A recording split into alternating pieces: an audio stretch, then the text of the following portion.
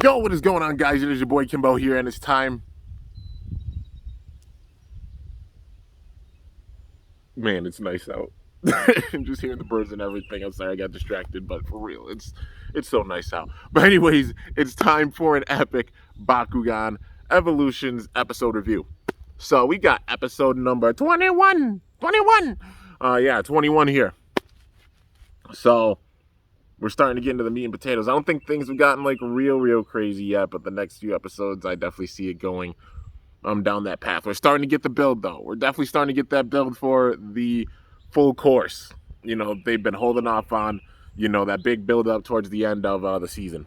So yeah, this episode starts with the awesome brawlers being at the Bakugan Academy, and they're talking to Marlo Faustus. So Faustus basically is telling them that he invited Benton Dusk because he needs Benton needs like some info from him and such, and when it comes to like the research and everything, because obviously the elemental inductor, they mentioned that before. Just looking at research for that, so it's like Benton and Faustus kind of working together. Two big time scientific minds and such. It only makes sense.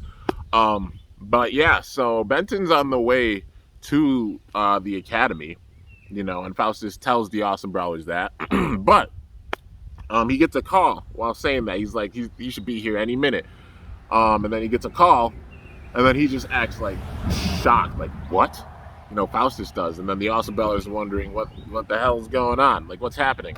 Well, Benson was on a flight, all right, to the Bakugan Academy, but at a certain point, his ship went off the radar. So they couldn't track it or anything, don't know what happened to it, where it was. So somebody definitely intercepted with this. Immediately thinking probably like a certain Wagner and his clan of grunts that try to crush gates, all that good stuff, probably being the ones behind this, So, the Awesome Brawlers said they'll be on the lookout. They're going to go and find Benton. So then we get a cutscene. It takes us to like this remote island in the ocean. At least it's on the coast a good amount. I think there's a few other islands around and such, but we get a cutscene to this island, and it shows Benton's ship, or at least a ship, soon to be Benton's ship, crashed. And you can see it because you see the marks in the sand, so it definitely crashed for like an emergency landing. So somebody probably like shot something at this ship or something, or attacked it. Maybe it was a few Bakugan that attacked it. But you just see the marks of the ship landing. It was like an emergency landing for sure. And then there's a crap ton of footprints that come from the ship, but it was only like Benton that was there, riding the ship. So he definitely got captured. But then a few moments later, they show the inside of this cave. It's inside a cave, and it's it's Benton all tied up. He's not only tied up, but he's put in like this kind of trap, like in this kind of cage. This electronic cage, so he can't get out or anything. And plus, he's like basically all tied up, so he can't really do anything. And he's just like, Wagner, you're not gonna get away with this, And so it is Wagner and the Gate Crushers that are behind Benton, because he said his own purpose. His purpose is to separate Earth and Vestroya. This is like the extreme human side of things. We've seen the extreme Bakugan side with like Villock, trying to separate Earth and Vestroya. Even with like Tico, we've seen it. Havoc was just playing a whole freaking mind game, and being entertained, turning the world literally into his own like reality TV show, kind of having fun with it. Even with some evil methods with some things. But yeah, Villock was definitely the one that was going more on like the extreme side for the Bakugan, separating Earth and Vestroya in order to sever the link, because he sees the humans as not being good creatures or such, and that's why he totally used Gregorius Reed and all that stuff. Well, we saw that side of the spectrum. Now we're seeing the extreme human side of the spectrum, where the Gate Crushers are trying to close every single gate to sever the connection with Earth and Vestroya, for the sake of humanity. That's what Wagner's doing, and that's obviously where, like, because Wagner used to be a part of like AA Animus, but then it's basically my ideals changed. I'm leaving, and I'm going to pursue it my own way. It's basically like a big entity splitting. Kind of like the Sheikah, Yiga type thing with Zelda. I know I do a lot of Zelda references, but I'm a big time Zelda nerd. I'm also really excited for Breath of the Wild 2. And there's a Nintendo Direct. Hopefully, I'm predicting, hopefully this next week. I hope so, because I want to find out info on that game, because I literally got tattoos for it. I'm that excited for it, man. But yeah, anyways, getting back into it, I made the Sheikah Yiga kind of reference before. Anybody who doesn't know Zelda, the Sheikah is basically a group of like ancient people that, over time passed down, like they fought the calamity, all that good stuff. But then the royal family kind of turned on them and said, either you can follow us or we'll destroy you.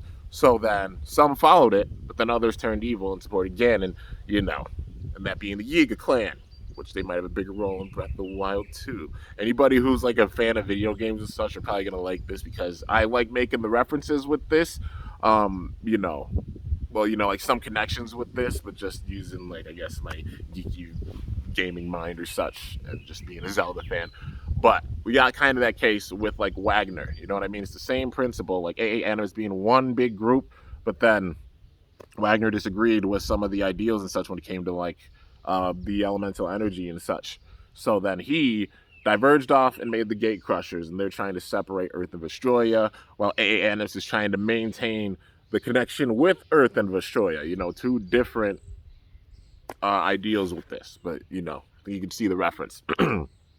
But so Wagner's deep in the cave, and he's got Benton's suitcase. He's got his briefcase, and the briefcase basically has a bunch of different codes on it and locks.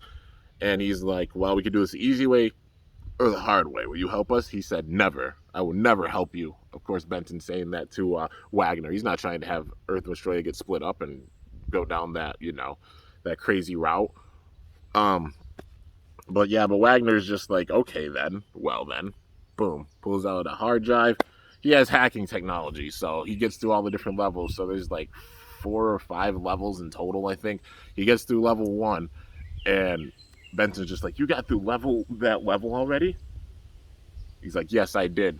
But I know there's a bunch of different levels, and it's going to take some time in order to do this, but it doesn't matter. Well, then.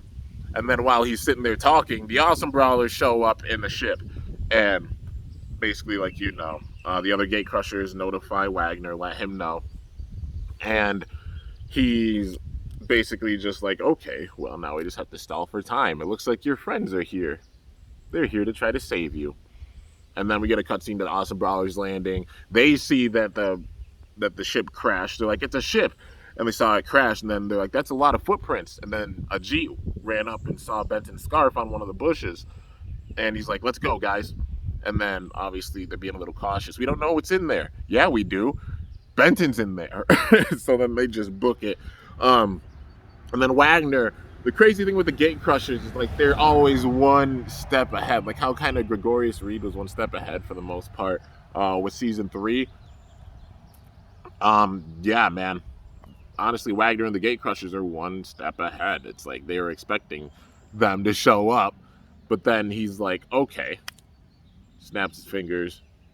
It's time to hold them off. I'm not finished with this yet, so we must hold them off. So basically, this cave is booby-trapped big time. So, there's a bunch of cameras. They're running through the cave. The Awesome Brawlers are running through the cave. While they're going through the cave, there's like a gigantic force field that shows up, like a giant wall, and then they have to sit there and break through that. Another one shows up, break through that. Another one shows up, break through that. And they have just a bunch of them showing up, all these different force fields and such. And then there's like these little drones that come out, and they basically attack all the Bakugan and stop them from moving, But then Hydrus was free. Shouldn't have had Hydrus attack those drones, get free of that. And then Dan and Drago run ahead a little bit. Well, there was like a big old door, and they busted through that door. And Wagner basically being like, okay, well, they're making progress.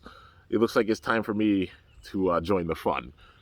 Meanwhile, he got through levels 2, 3, and 4 of the security on that briefcase.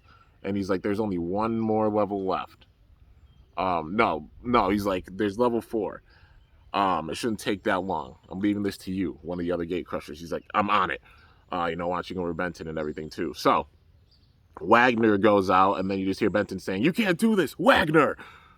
Trying to stop him. But he's helpless, man. He's tied up, and he's stuck in this pod. So They get to this giant door, the Awesome Brawlers do, cutscene back to them, break through the door, Drago runs ahead, and the other Awesome Brawlers are like trying to follow, but like there's a bunch of smoke, and then through the smoke, there's Ventus Hydronoid, and there's Wagner and one of the other Gate Crushers, and then Dan's like, Wagner, so it is you, the Gate Crushers are behind this.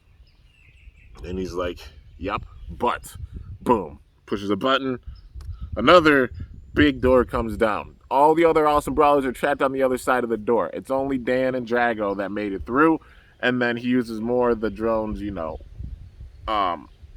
and the same method they used before to try to stop the Bakugan from moving, he does with Drago. And Drago used a lot of his energy at this point. So Wagner was just waiting for Drago to get low on energy because he knows how strong he is. It's honestly, he outsmarted them with strategy without using crazy, I got to beat them with raw power, Bakugan power. Nah, man. It was literal strategy and stalling for time like he's always done, man. He's out-strategizing them in a major way. The Awesome Brawler's got to get serious for sure, man, because he's a mastermind with his strategic planning, and it shows with this, man. But Drago's weakened a bit. Got all these wraps on him and such, so he can't move or anything.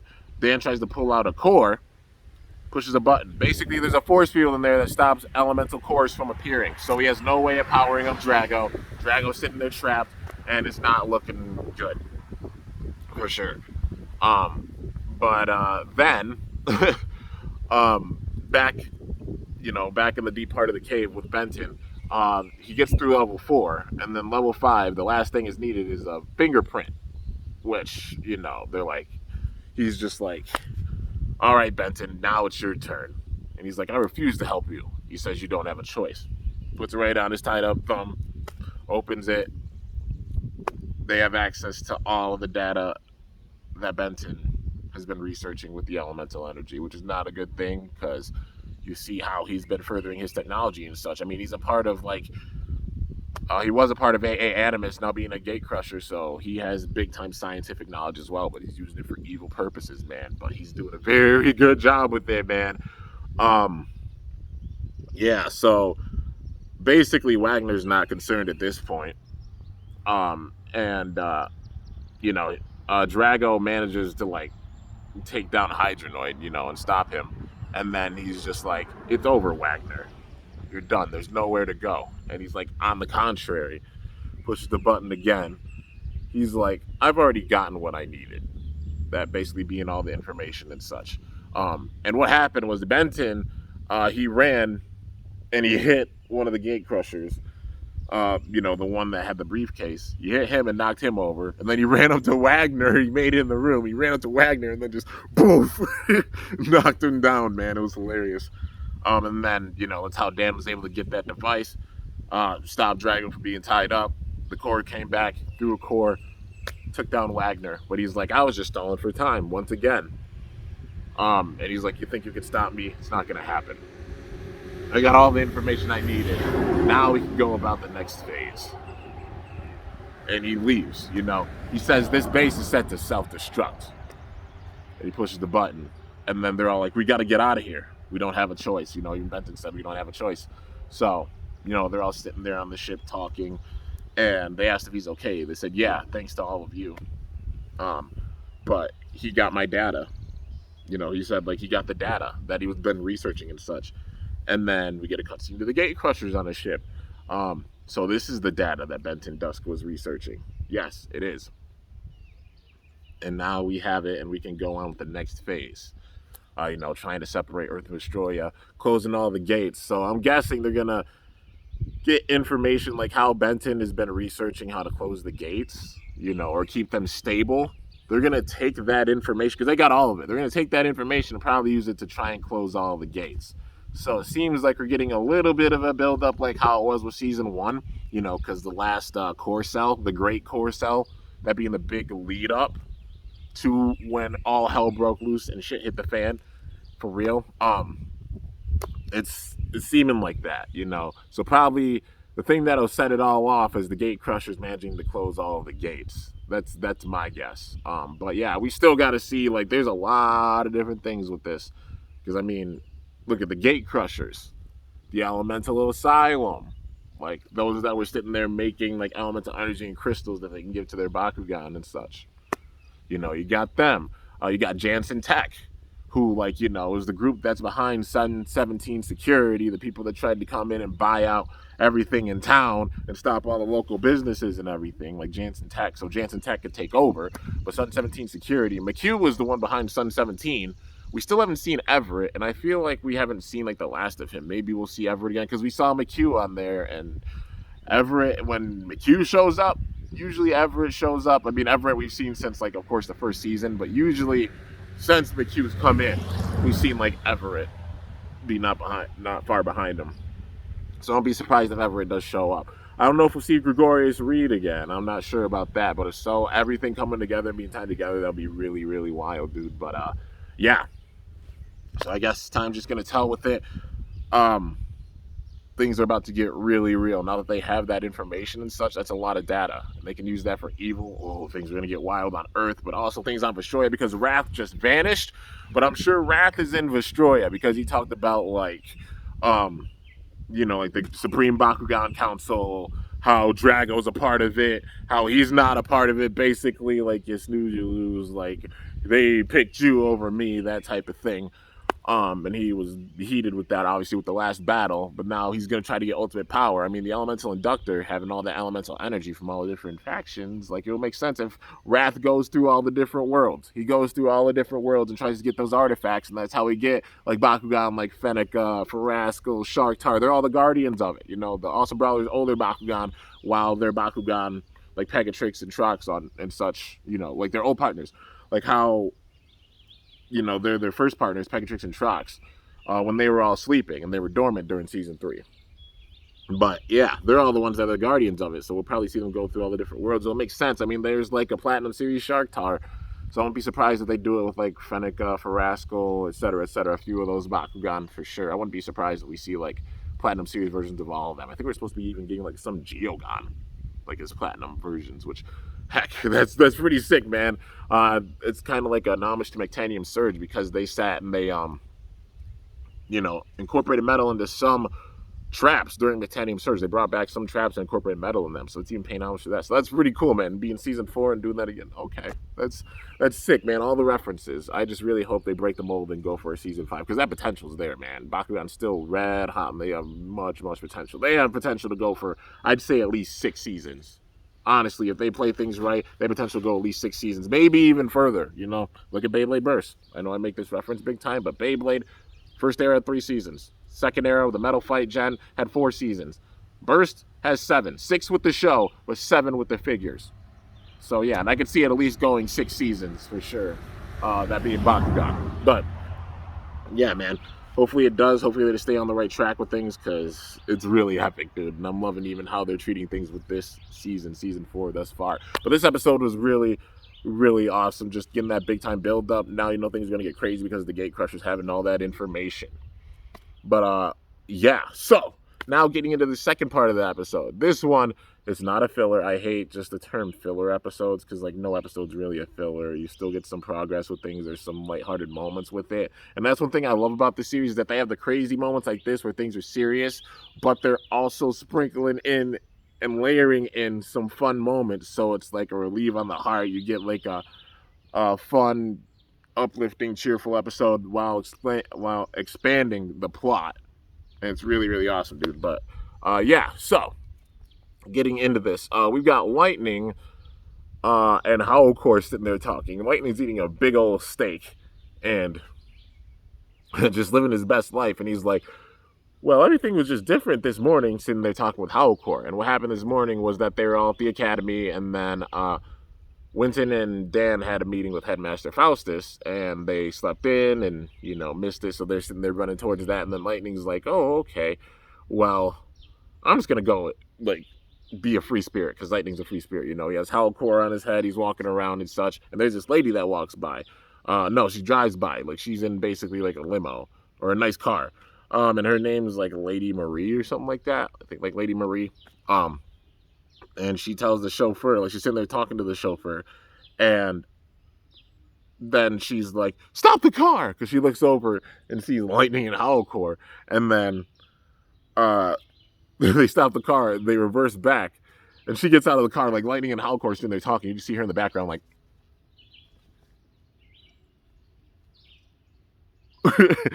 like freaking out. She's like, it's a dog with a Bakugan. That is not something you see every day.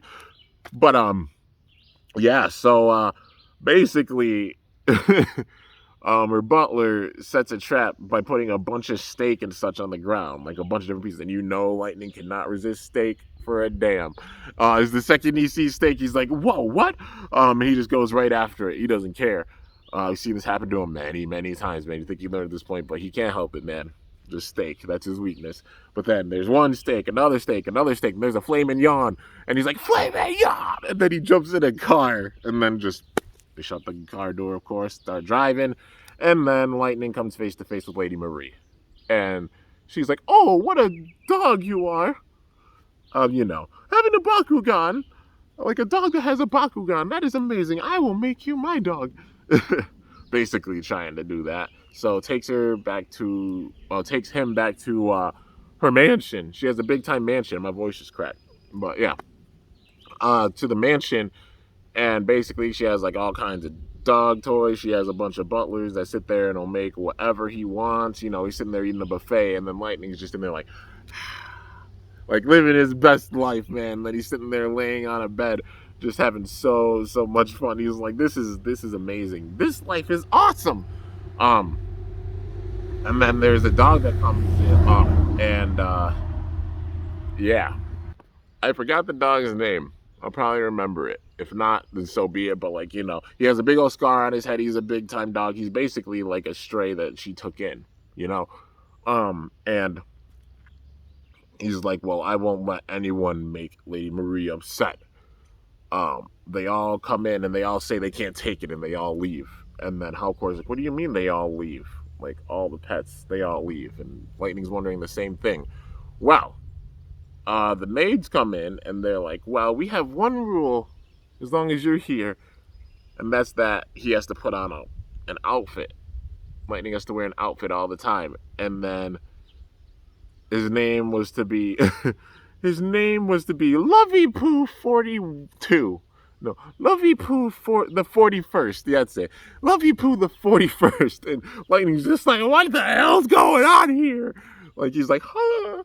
And then he's not trying to wear that outfit, Like, Lightning's a free spirit. He's not trying to have to sit there and do the bidding of someone all the time. So he thought of that, and then he just books it. Lightning just books it out of there. He stops by long enough in the kitchen to get some steak, but then he books it out. And they all try to stop him. But then the guard dog shows up, and he chases Lightning. So they're running throughout the entire house and such. He grabs a Bakugan. He's like, no, Lady Marie's treasure. And then bites down on the Bakugan. And then they land outside. Well, Lightning breaks through the window and then gets outside. And then he doesn't know. He throws the Bakugan. Like, the guard dog throws the Bakugan. It's actually an Aqua Lupithion, which is really, really cool. But yeah, so it'd be cool if we got like Bakugan like the Lupithion that we didn't see in like certain factions. That would be amazing, man. Like, they retool them and such, even though it's an Ultra. But they still can put in Ultras with this. Like, it's not that hard, man. But yeah, so he throws out this Bakugan, and it's Lupithion. And basically Lightning says, if I win a brawl, you have to let me go. He's like, okay, well, if I win, you have to stay. And he's like, okay, fine, agreed. So, we got the brawl underway. And, it's a really intense brawl for sure. Like, the Lupithion is strong, but then Lightning manages to win. He sends out his Nanogon. He sends out Shadow, and then Shadow gets the win for the team, and then he lets him go, and he's like, okay, a win's a win. And he's like, I can't even be a good guard dog. And so, like, Lightning drives off. He walks off, but then Lady Marie returns back, and she's like, what happened here? And then one of the maids go up and tell her what happened, and she's like, you did this? Or like, you? Like, looking at the guard dog, he's looking all nervous, and then she's like, that's incredible, you really rolled out a Bakugan? That's crazy! Oh my goodness gracious! But yeah, so she's like, I'm going to change his name to Lovey Poo the 42nd. And then, of course, like, so much for Lovey Poo the 41st, you know? But, yeah, so in general, you know, just a fun little episode, you know, a lighthearted episode to, like, balance out, like, the crazy tones and such. But, yeah, you know, like, having the building tones and the ominous tones of the season is nice, just having, like, this build up and such. You know, like, having some lighthearted episodes with it.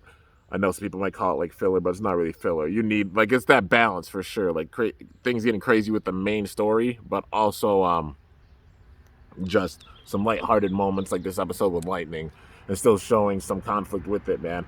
And a brawl between dogs. Come on, man. It was really, really sick. But yeah. Anyways, guys, I guess that's it for the episode review. Said a lot of the thoughts with the continuation of the story and such earlier, but, you know, another big question is Faustus, like, does Faustus have any remnants of, like, Wrath's power, the elemental power in him? Will he turn evil? Is it going to be like a Hal G type thing where, like, you know, Dr. Michael's not here at the moment. Please leave a message. And then it's Hal G. He shows up, and then he has Naga, and then just all hell breaks loose with it. You know, does he have some power in him? I'm wondering, like, if he gets close to an elemental storm, will that power, like, seep through? Will he become evil again, like Faustus? So still got to keep our eyes on Faustus, you know, and still having the great schism that happened with the Academy. They still got to resolve that, like what happened with the Academy, the overall story with Wrath. Like, yeah, man, these next few episodes are going to be crazy. We're going to get some major development with it. Probably going to see Jansen Tech again. Still wondering what happened to the Elemental Asylum. Like, are they still around, or is Jansen Tech behind? I wouldn't be surprised if Jansen Tech's behind the Elemental Asylum, and also, in general, behind the Gate Crushers. You know? But, yeah. So, it's going to be a crazy, crazy development, for sure. But overall, really, really sick episode. Looking forward to the next ones, man. Like, this is gonna be crazy. We're starting to get into, like, the full course meal. Like, Lightning getting his full course meal and such. We're starting to get into that point with this, because things are about to get really, really wild for sure. But anyways, guys, that's gonna do it for this episode review. Overall, really enjoyed it. Like I said, can't wait to see the next ones that are gonna be coming, and also to see the figures they're actually gonna put out for, like, you know, now going into the summer. And for the entire summer, man, because you know the next waves are going to be dropping soon for sure, and can't wait to see them. The evolutions for Drago look really, really cool, man. But yeah, anyways, guys, that's going to do it. Hope you guys enjoyed. If you did, be sure to slice that like button down below. Let me know how I did. If you're new to my channel, definitely be sure to subscribe for some epic content, because I upload daily. And if you haven't already, be sure to ring that bell by my channel name to be notified whenever I upload a video. So yeah, guys, till next time, it's your boy Timbo signing off. See you guys later. Thanks so much for watching. Till then, stay awesome. And Bakugan Brawl. I'm up out of here.